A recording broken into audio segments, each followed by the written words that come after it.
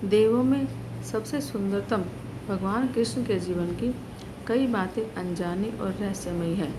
आइए जानते हैं 24 अनजाने तथ्यों के बारे में।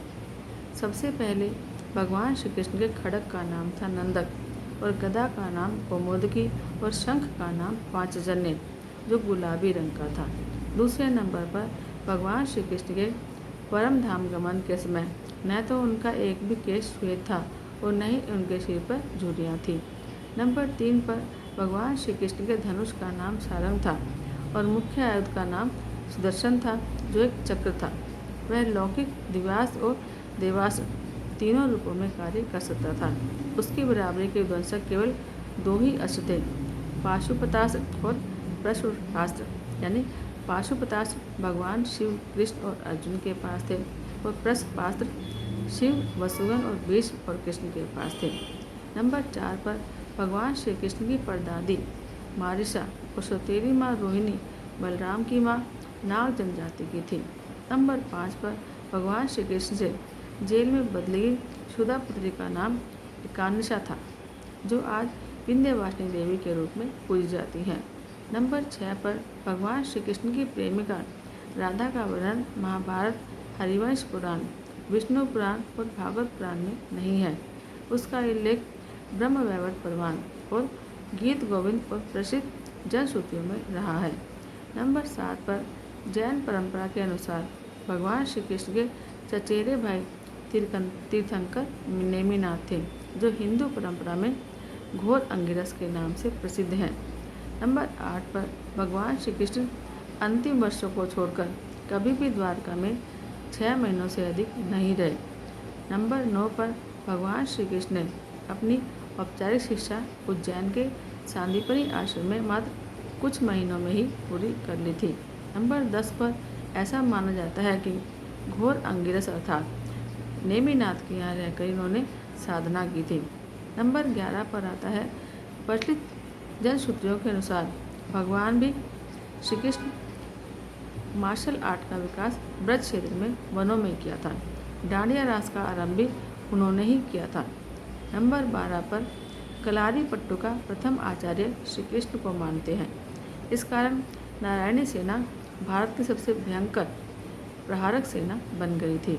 नंबर 13 पर भगवान श्री कृष्ण के रथ का नाम जैत्र था और उनके सारथी का नाम था दारुक और उनके घोड़ों के नाम थे शैव्य, सुग्रीव, मेघपुष्प और बलाह।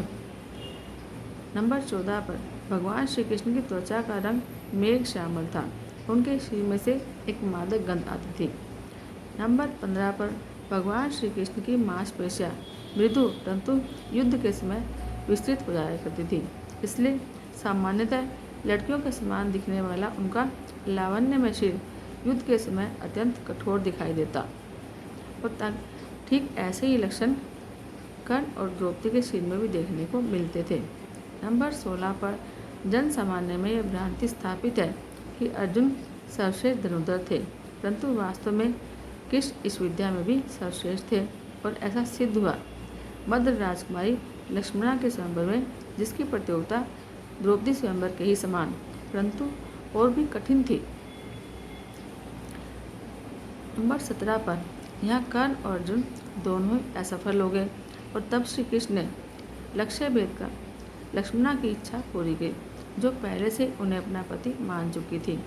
नंबर 18 पर भगवान श्री कृष्ण ने कई अभियान और युद्धों का संचालन किया था, परंतु उनमें 3 सर्वाधिक भयंकर थे, महाभारत, जरासंध और कालयवन के विरुद्ध और नरकासुर के विरुद्ध। भगवान श्री कृष्ण ने केवल 16 वर्ष की आयु में विश्व प्रसिद्ध चाणूर और मुष्टिक जैसे मल्लों का वध किया।